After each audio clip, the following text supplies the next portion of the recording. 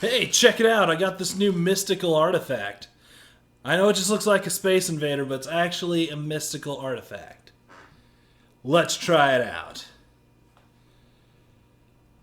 Abracadabra! Whoa. I feel funny.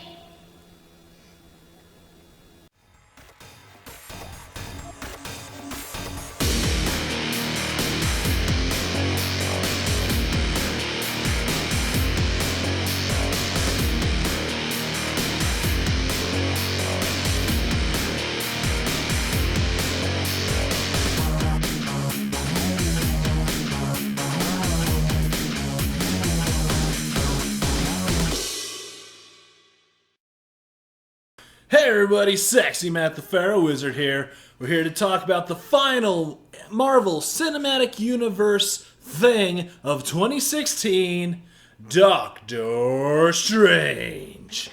So before we get into the movie itself, since we're at the end, let me give you my hierarchy of things released Marvel so far. So of course, at the top of the list, Captain America Civil War. Still awesome. Still amazing. Oh yeah. Next, we got Luke Cage, Season 1. A lot of people didn't like it as much as me. I just really enjoyed it. Solid character, solid introduction, just great. Then we got Daredevil, Season 2. I'd say it's very close to Luke Cage, but Luke Cage edged it out just a little bit.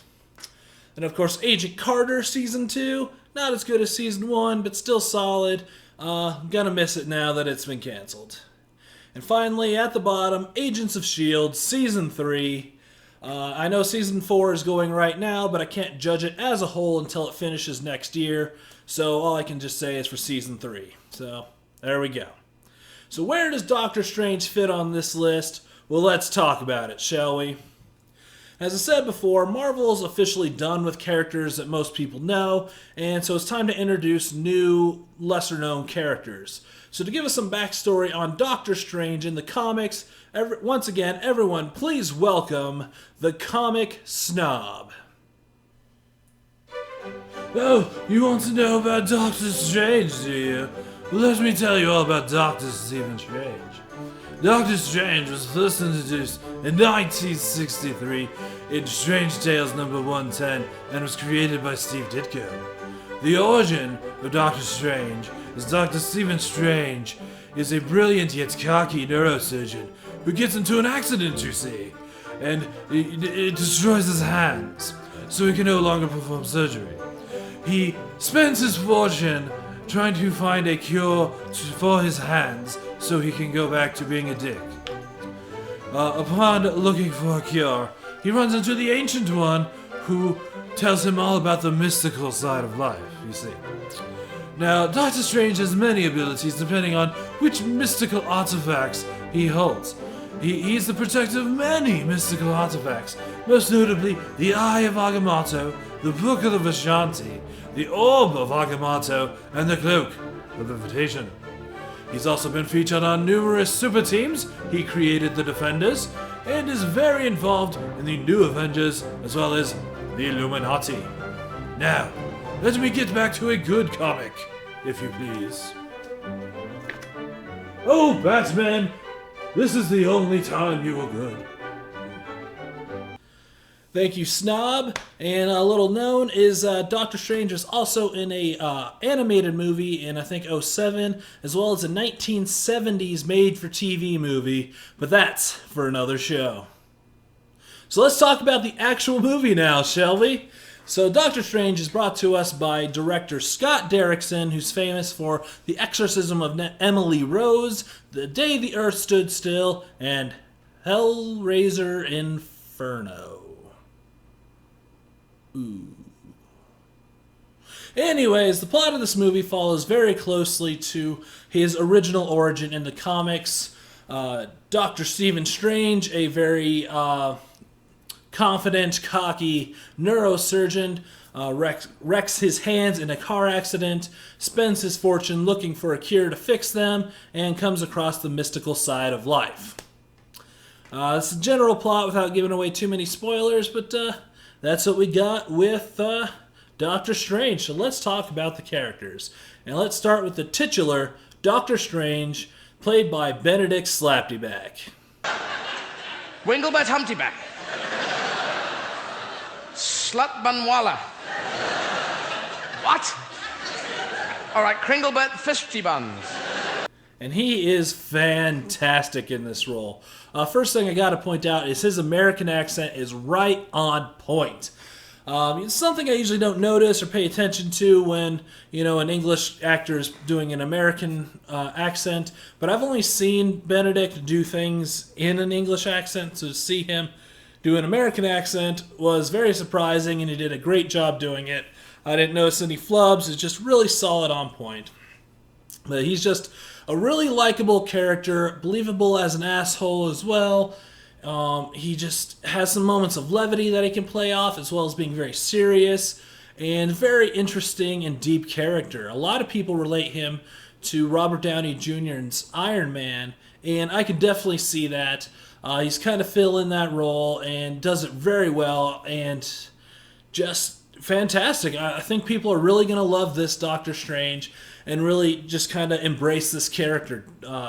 And that's a lot due to Benedict Cumberbatch just being awesome and really on point and just a fantastic actor. So then we got the Ancient One, played by Game of Thrones' Tilda Swinton. So first things first, a lot of people are annoyed that a white female is playing a character that's usually a Tibetan male. But in the comics, the Ancient One transcends gender and race, and that's Tilda Swinton, don't you think? She's very androgynous, so it fits very well with this. And she's just fantastic in this as well. Very serious, but kicking some major ass. Has some great action scenes, some great down-to-earth scenes. She is just fantastic in this. So just another great addition to this cast. I had absolutely no problems with what she did. Very believable and very awesome. Also, to help train Doctor Strange, we got Mordo, played by Chetwell Ejiofor, the operative from Serenity. I am, of course, wearing full body armor. I am not a moron. Wait, just let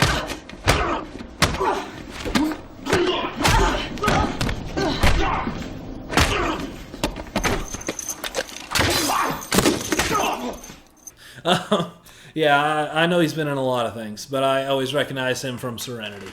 But he is great as well. Very serious. Really plays off Benedict well, especially when he throws in some comedy. It just hits, plays off his seriousness really well. And he's great. He's just Mordo's very serious kind of warrior type. Takes the, being a sorcerer very serious. And he does that very well and just is just really solid and plays well into this. Another one I got to mention, he doesn't have a huge role, but it's still worth mentioning because I loved him, is Wong, who in the comics everyone knows as Doctor Strange's assistant and kind of like a helper kind of guy is Wong, played by Benedict Wong. Benedict Wong? Really? Wong is played by Benedict Wong. That's weird. Anyway, so he is just fantastic. I love everything he does on the screen. He's not quite Doctor Strange's assistant in this one. He's the librarian who's keeping track of all the mystical books and plays off Benedict so well and just has so many just great moments. They really took a character who they could have just straight ignored and just built him in very well and just did a fantastic job. I absolutely loved him. So, of course, we got to talk about the villain, Caecilius, there we go, played by Mads Mikkelsen. He doesn't quite fall into regular Marvel villain roles where he's a little dull, I guess, kind of gets there. It's hard to talk about him with getting into spoilers too much, so he was pretty intimidating and filled in the role pretty well. But yeah, I can't talk too much about him until spoilers, but he is alright. And last one I gotta mention is Christine Palmer, played by the meanest of mean girls, Rachel McAdams. In the comics, Christine Palmer is known as the Night Nurse, which actually is taken up by Rosario Dawson in the Netflix shows. So she's not really the Night Nurse, she's a full doctor, and she's an ex-girlfriend of Doctor Strange, and I feel like she's his last tie to regular humanity, basically, after he starts becoming a sorcerer. And she does a really good job. She's not in a lot of it, but she is very solid, and it's kind of a nice nod to the comics. I really wouldn't call her a romantic lead at all. They really didn't fall that chemistry. It's more, I felt, a friendship than a romance. And I think she did a very good job doing that. So what works well about Doctor Strange? Well, first things first, this movie is beautiful. This is Marvel's most visual movie they have ever done. It's got some amazing effects, really breaks into this world, and they took advantage of the magical, kind of trippy stuff a lot. Had some just amazing effects, and it is just beautiful to watch, and just looks amazing. I almost want to see it in 3D, which for me that's a big deal because I hate 3D. But this one would almost be worth seeing in 3D. The other thing it does well is it has to explain a lot of stuff in a little bit of time, and they did a great job doing that. Like Guardians of the Galaxy, who expanded the Marvel Universe into space and brought in, the spatial universe, this has to bring in the mystical universe and explain the rules and how things work. And does a fantastic job doing that and ties it into the universe so it feels like Iron Man could exist right next to Doctor Strange. And just does a fantastic job doing that.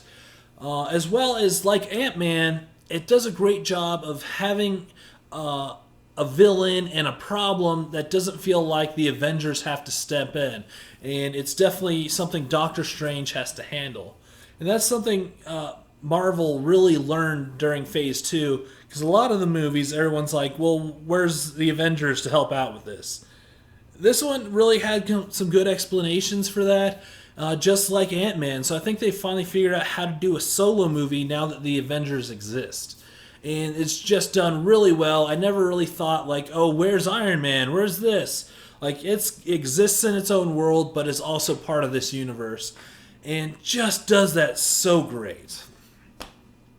Last thing I really want to mention is, like I talked about before, the casting of this is just amazing. Everyone fits its role very well, and specifically Benedict Cumberbatch is just a goddamn treasure.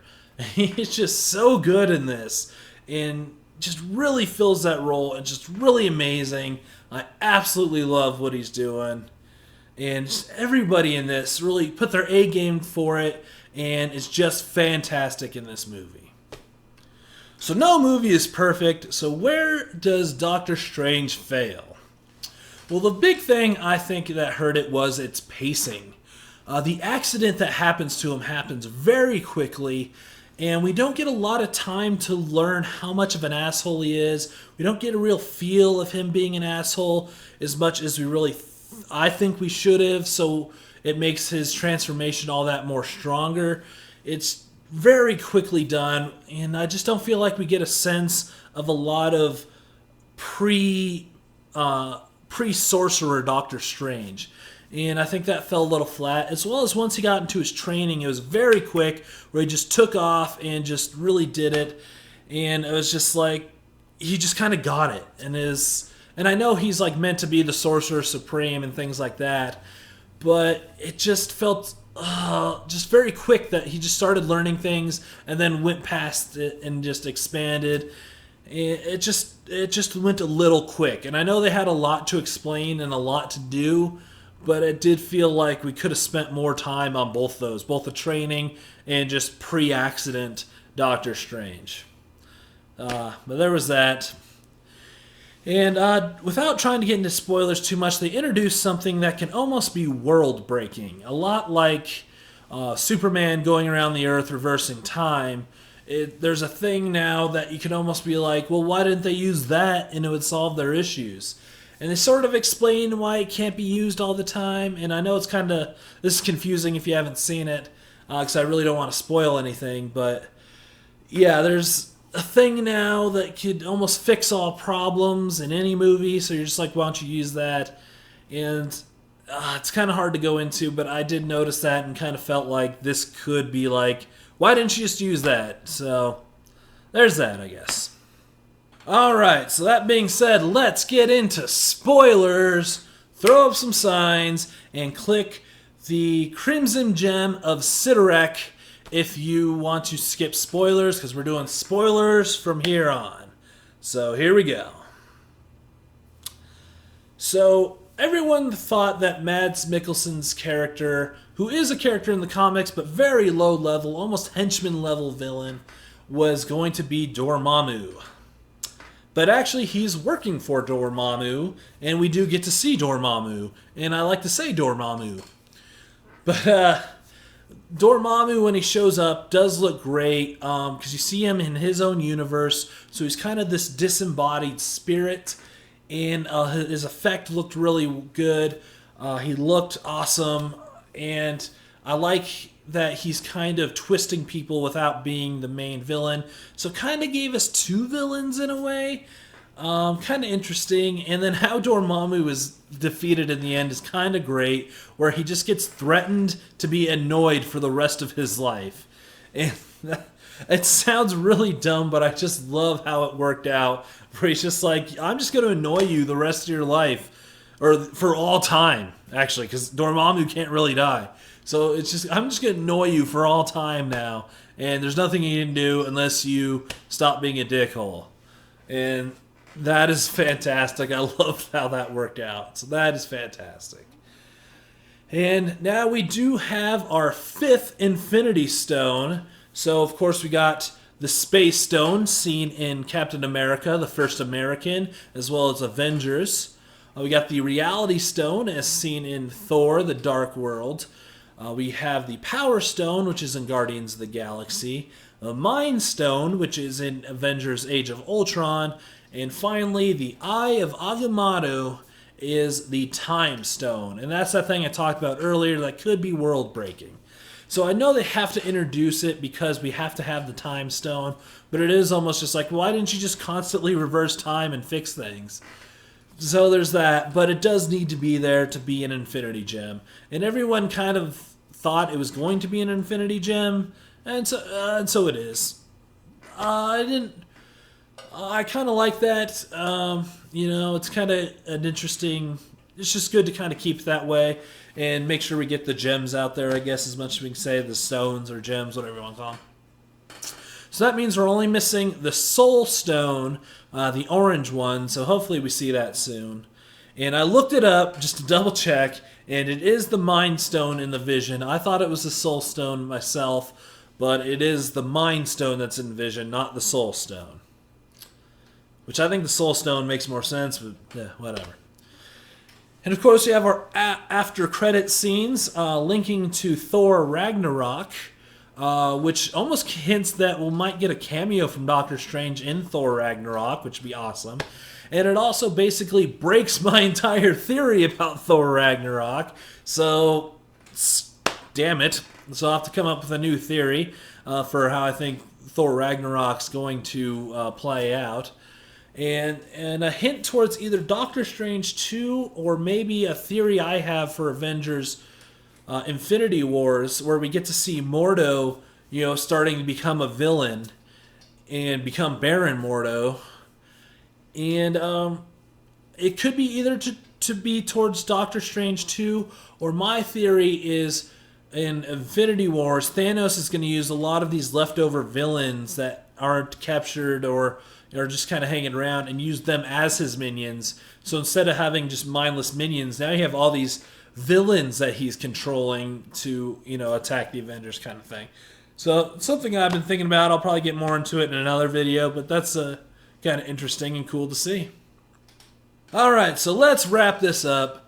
Doctor Strange is fantastic. I absolutely enjoyed it. No, it wasn't as big as Civil War, where I was like cheering and super into it, but it was just a great introduction to a very strange hero.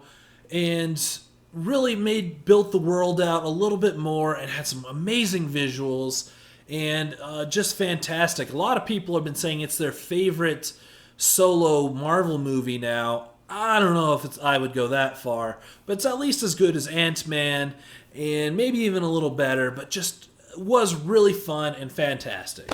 So my official rating on this is going to be see it in theaters. It's definitely worth checking out in theaters. And like I said, it's almost even worth seeing in 3D with just how the visuals work. But yeah, you should actually absolutely see this in theaters. And yeah, very strong movie for Marvel again, just hitting it out of the park. So I'm Sexy Matt the Pharaoh Wizard. Until next time, hold on to your hold slots.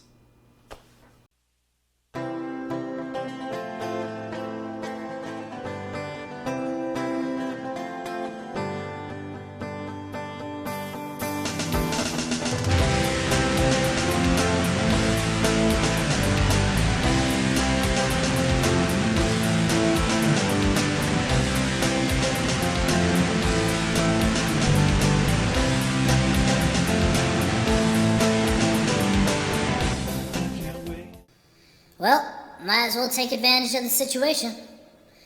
Christmas, Christmas time is here. Time